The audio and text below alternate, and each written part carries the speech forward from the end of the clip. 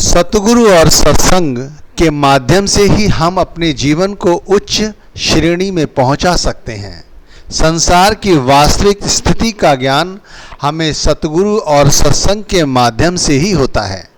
गोस्वामी तुलसीदास जी महाराज ने कहा भी है, तात स्वर्ग अपवर्ग सुख धरहि तुला एक अंग, तूल न ताहि सकल मिल जो सुख लब सत्संग।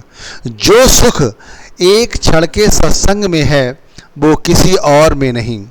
यदि तराजू के एक पड़ले में स्वर्ग के सारे सुख रख दिए जाएं और दूसरे पड़ले में एक पल का सत्संग रख दिया जाए तो भी सत्संग का पड़ला भारी रहता है।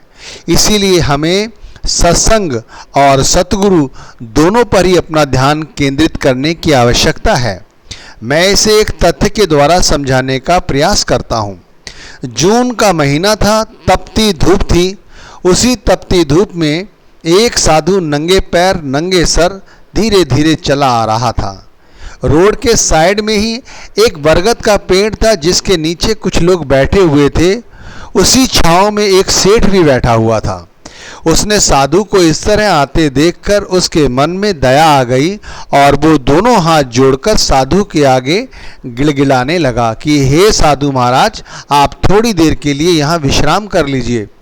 आपके पैर भी तप रहे होंगे और सर पर भी कोई कपड़ा नहीं है, वो भी तप रहा होगा।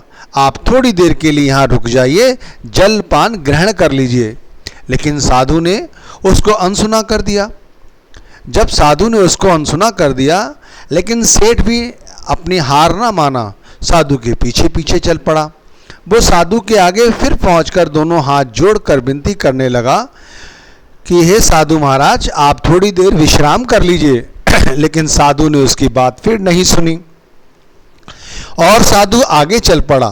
सेठ भी हार मानने वाला कहाँ था। इस बार उसने साधु को कसम देके कहा कि तुम्हें परमात्मा की कसम है, तुम थोड़ी देर के लिए यहाँ विश्राम कर लो। परमात्मा की कसम सुनते ही वो साधु बरगद के पेड़ के नीचे थोड़ी देर के लिए रुक गया। उस समय उस सेठ ने उन्हें तरह तरह के जलपान समर्पित किए, लेकिन साधु ने कुछ भी नहीं ग्रहण किया। वो बहुत कुछ बोलता रहा, लेकिन साधु चुपचाप अपने ध्यान में मग्न था। इस बार फिर सेठ ने साधु को कसम दी, परमात्मा की, कहा कि आप कुछ तो बोलो, थोड़ा जलपान तो ग्रहण कर लो। इस पर साधु बोल ही पड़ा कि मैं तुमसे बात करना नहीं चाहता था, लेकिन तुमने मुझे परमात्मा की दोनों बार कसमें दी, इसीलिए मैं बोल पड़ा। साधु ने थोड़ा सा जल ग्रहण किया और पूछा कि तुम्हारी क्या समस्या है, तुम क्या चाहते हो। तो सेठ ने कहा, मेरे पास सब कुछ है साधु महात्मा, लेकिन मैं फिर भी दुखी रहता हूँ। पता नहीं मुझे क्या चाहिए, मुझे नहीं पता, लेकिन मैं परमात्मा की खोज में दर बदर इधर उधर भटकता रहता हूँ। कभी यहाँ जाता हूँ, कभी वहाँ जाता हूँ, लेकिन मुझे कभी भी सुख चैन नहीं मिलता। इतना ज़रूर है कि मैं जहाँ भी जाता हूँ उस धर्म स्थल में उस समय तक मुझे आनंद ज़रूर मिलता है जब तक मैं वहाँ रहता हूँ, लेकिन जैसे ही मैं वहाँ से हट जाता हूँ मैं फिर से वैसा का वैसा ही हो जाता हूँ। इसलिए कृपा करके मुझे कोई ऐसा साधन, ऐसा तरीका बताइए जिससे कि मैं सदा के लिए आनंदित रह सकूँ, खुश रह सकूँ। इस तरह उसका विलाप सुनकर संत ने उनसे कहा कि तुम सत्संग का साथ करो। सत्संग करने से तुम्हारे में विवेक की जागृति होगी और जो तुम्हारे संशय हैं वो सदा के लिए खत्म हो जाएंगे। एक जगह कहा भी है गोस्वामी तुलसीदास जी महाराज ने, विन सत्संग विवेक न होई, राम कृपा विन सुलभ न सोई, कि बगैर परमात्मा की कृपा के सत्संग की प्राप्ति नहीं होती और सत्संग में जाने पर ही हमें विवेक मिलता है, हमें ज्ञान प्राप्त होता है। इस तरह से साधु महात्मा की बात सुनकर सेठ ने अपने हृदय में पक्का विचार कर लिया कि वो रोज नित्य प्रति सत्संग सुना करेगा और वो रोज इसी तरह संतों का सत्संग सुनने लगा। संतों का सत्संग इसलिए समझना ज़रूरी होता है कि सत्संग में संतों की ही वाणी लेते हैं। वहाँ पर तरह तरह की वाणियाँ जो हमें तरह तरह से कुछ न कुछ सिखाती हैं, लेकिन सभी की मंजिल एक होती है कि उस परम पिता परमात्मा से हमें एक दिन ज़रूर मिलना है।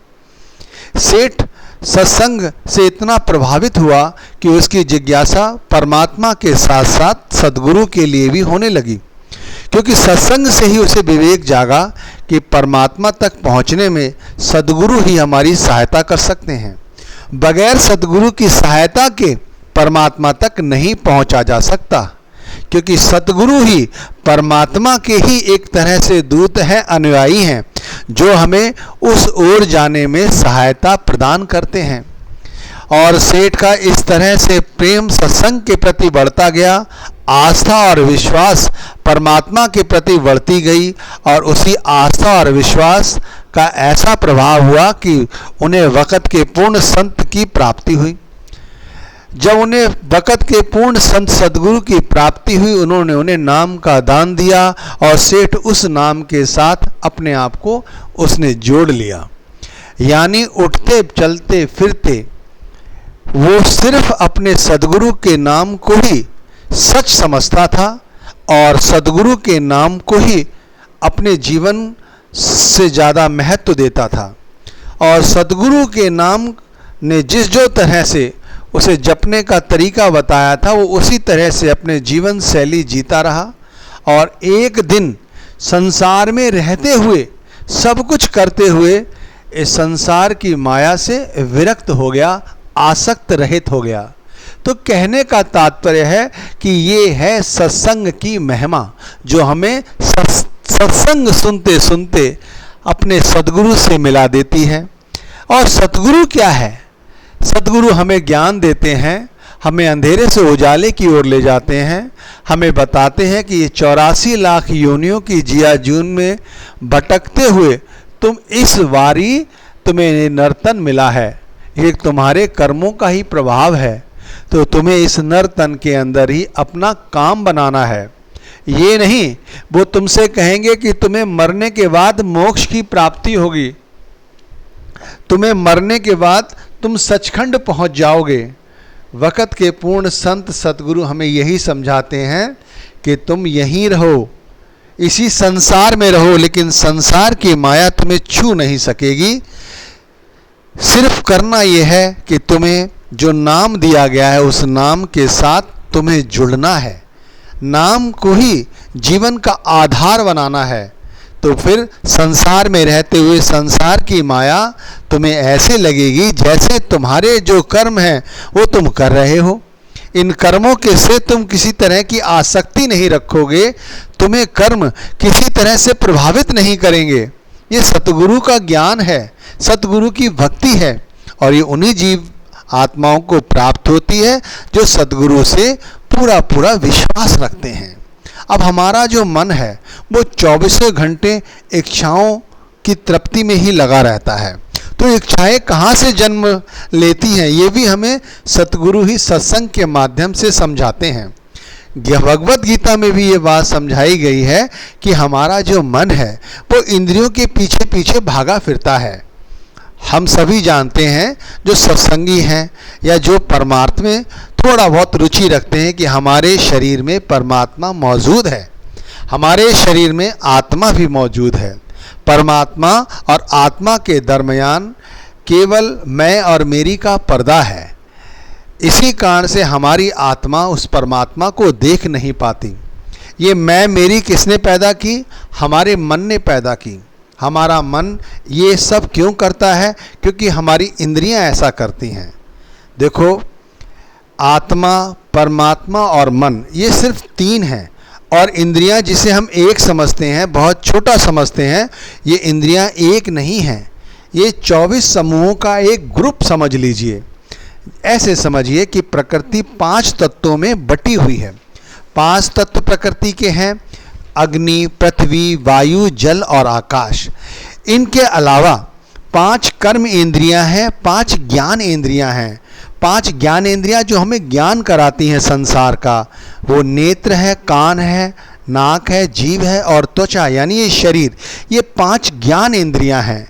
इसी तरह से हमारी 5 कर्म इंद्रियां हैं जो हमारे कर्म बनाती हैं।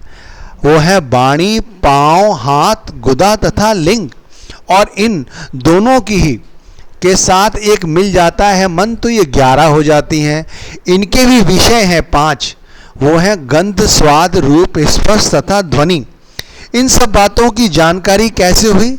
सत्संग में जाके हुई। इसलिए इंद्रियों के समूह से मन हमारा बेवश हो जाता है।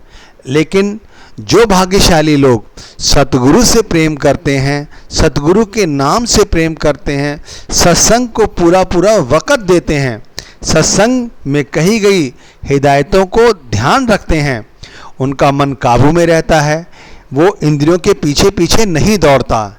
इसीलिए सतगुरु और सत्संग परम आवश्यक है हमारे लिए और तुम्हारे लिए।